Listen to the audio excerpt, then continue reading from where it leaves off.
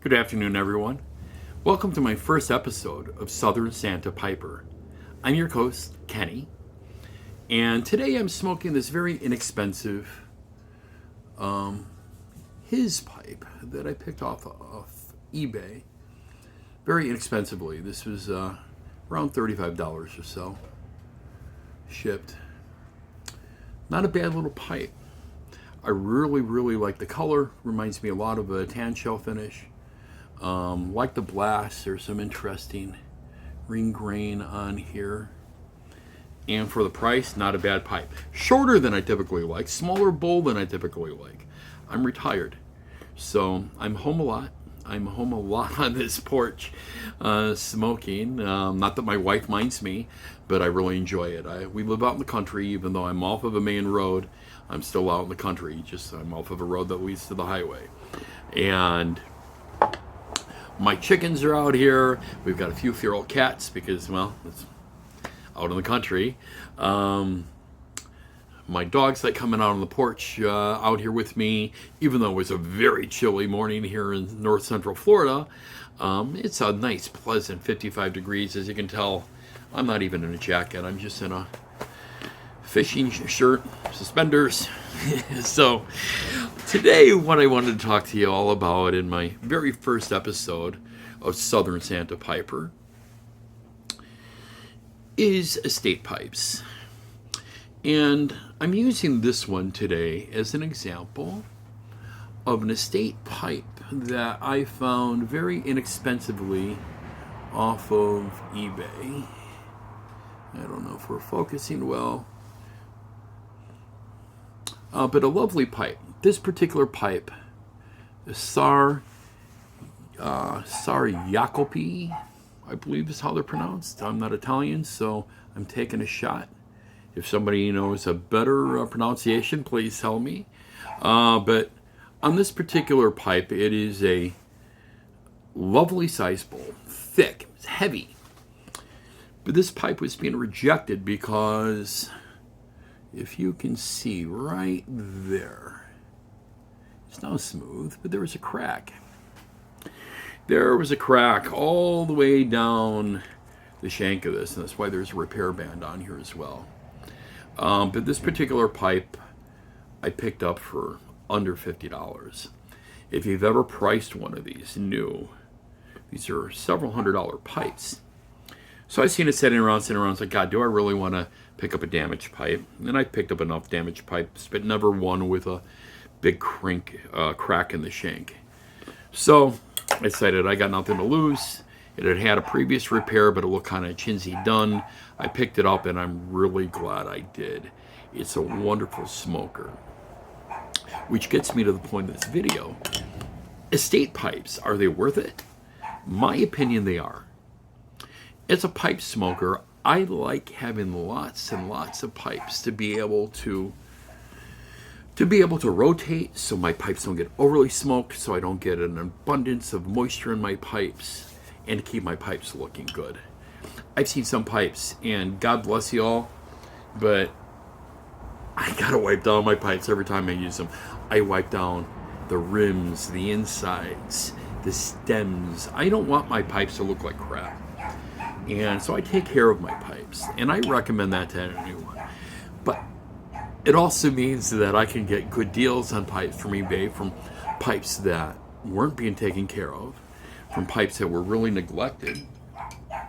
Here's another one that I picked up very inexpensively. And this whole entire rim was so charred, so bad. Now I had to sand it down quite a bit. But as you can see, I mean, this particular pipe's got some pretty interesting ring grain as well. It's smaller. I know when I've got it close up, it probably doesn't look as small, but it's for my big, I've got big hands, so, but for a large man, this is not a pipe that I would smoke all the time. I like something a little bit more substantial. But when I come out and I know I've only got 10 or 15 minutes, now is a good time. I apologize for my dogs in the background. I've got a 5-month-old puppy who wants to play with its mom and dad constantly. And if they jump up on the bed and leave the puppy down, that's what we got. Going forward in my videos, you'll probably hear my dogs. You'll probably even meet my dogs pretty frequently. Kind of the goal of the show is to talk about the things I enjoy, and that's pipes, tobacco. We'll talk about guitars because I'm into guitars. I have been since a child. We'll talk about music. We may talk about philosophy or religion. I'll try not to get too heavy in those things, even though those are things that interest me. But bottom line is I'm going to try to keep this channel as open to suggestions from those who subscribe as much as possible, as well as go over some of the content of my tobaccos and my pipes. Please subscribe. This is my very first video that I've ever produced for myself or YouTube. I had a former talk show that's still in syndication, that it still has new hosts, but I was a temporary host of one of the hosts of a show called Talk Gnosis. For those who are interested in Gnosticism, I would highly recommend to go over there and study that over on the Gnostic Wisdom Network. Good stuff, good content, good people who run that show. In pipes, there are tons of ones that I admire. I think we all were loved and all deeply miss John. Matches 860 was just wonderful. All love Mutton's Shop. Eric, who doesn't love Eric? Blue Collar Piper. I mean, he's actually the one who turned me on to merchant service pipes, so my wife can blame him for my addiction on those. But I would encourage all of you who have never purchased an estate pipe to start looking for them. And as a pipe smoker, it is a way for you to greatly increase the amount of pipes that you have without spending a lot of money. I live in an old 148-year-old farmhouse that we're restoring, and every available penny goes into this old house when we can. So my pipe budget isn't as much as I would like my pipe budget to be, so I try to make the best of it. I buy a few new pipes a year, but the majority of what I buy are estates. A few of the things that I look for, and this doesn't fit that, but I usually look for lightweight briar. This is a heavy pipe, but a lot of that's simply just the dimensions. But I find lightweight briar is easier to clench. It is easier to hold. You're not getting horn down. I wear dentures. Did you need to know that? Well, I think it's important because I'm a clencher at times, and a small lightweight pipe like this I can clench without a tip on. Now typically I have to use softies, and if any of you all use tips, don't get the off-brand. Spend a little bit more money, get the real softies. I'm telling you, they're so much better. The grip on them is easy. I can clench all day long, even on my largest merchant service pipe, on my large Canadian with the softy tip. This pipe is small enough that I really don't need to, and I don't clench a lot. I only clench if I need my hands for something. Most of the time, I like holding my pipes like this. And I talk, and my pipe's in my hand, and it's back in my mouth, and it's back in my hand. I'm easy to point with. I'm a former cigarette smoker, so kind of having that hand fixation thing, this is good for it. When I quit smoking cigarettes, I went to vaping for a while, and that was one of the things that helped me kind of transition off cigarettes, was vaping. During that time, I did not smoke pipes or cigars, and once I totally broke myself from nicotine addiction, which was working myself down to zero nic, I gave up vaping, and then I switched back to smoking a tobacco pipe, and I enjoy 3 or so bowls a day. I tend to smoke lower nicotine blends because I don't want that nicotine hit. Some things, like some of the Burleys, I mean, they knock me out. Even stuff that for some guys they don't think is heavy, like this for an example. If you can't see the green in it, that is because it is deer tongue. It is some old crooner, which was one of Bing's, and I primarily got that because I'm a huge Bing fan. I've got lots of Bing pipes, so I wanted to pay tribute to Bing. Smoke of that, but burley content's too high. Haunted Bookshop, another one. I can't smoke it. It is way too high in nicotine for me. I generally like English blends, but I'm also kind of open to exploring new tobaccos, and I'm hoping from your guys' feedback that you guys can point me in the directions of some things. I just have a large tobacco order coming in this week, so we're going to be exploring a lot of those tobaccos. Some of them for the very first time for me, things like Squadron Leader.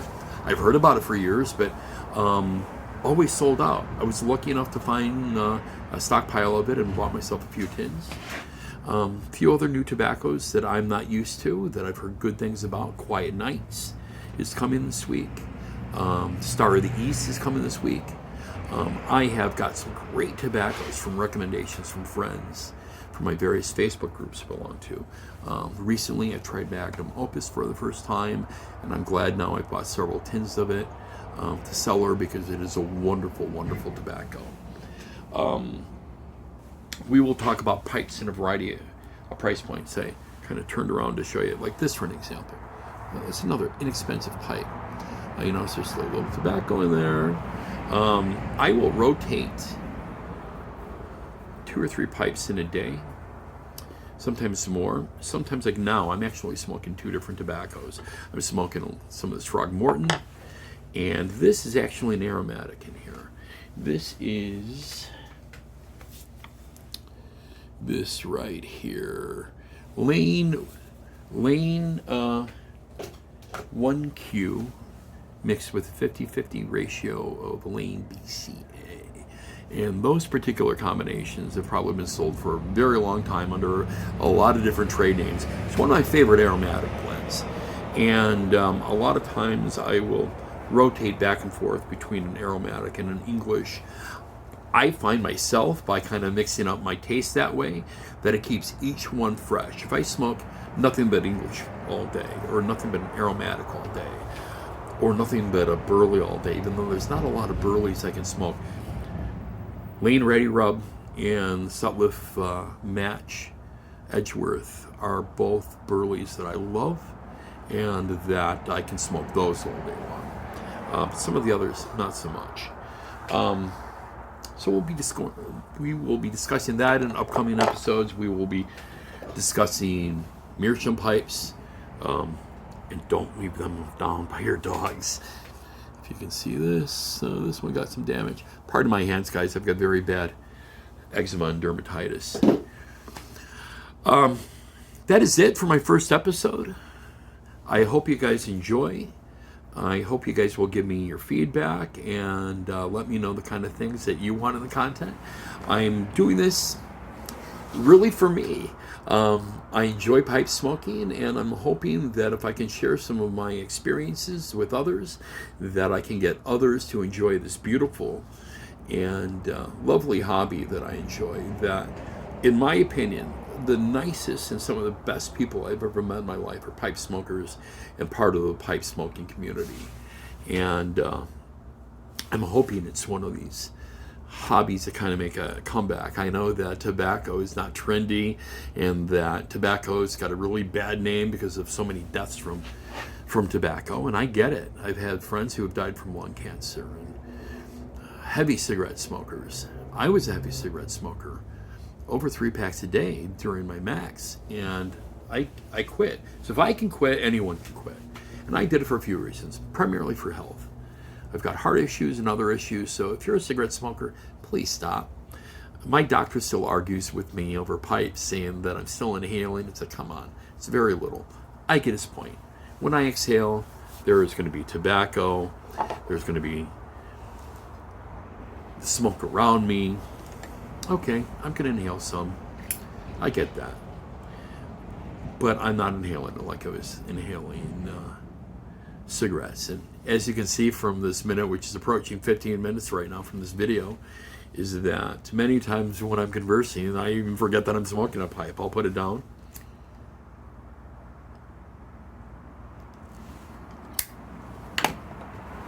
And have to relight. I got to show this off as well.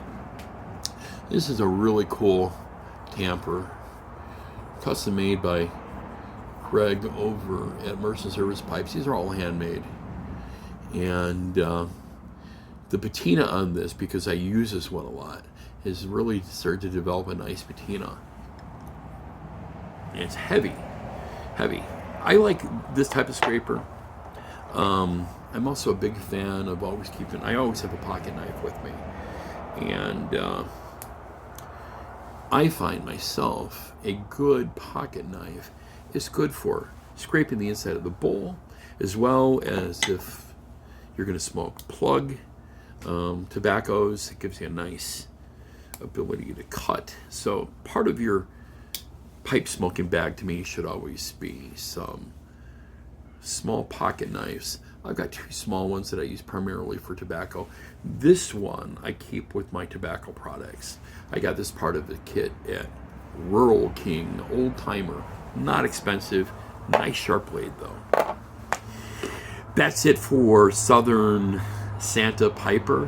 Hope you all enjoyed it. You all have a blessed Sunday, and looking forward to talking to you all again soon. Take care.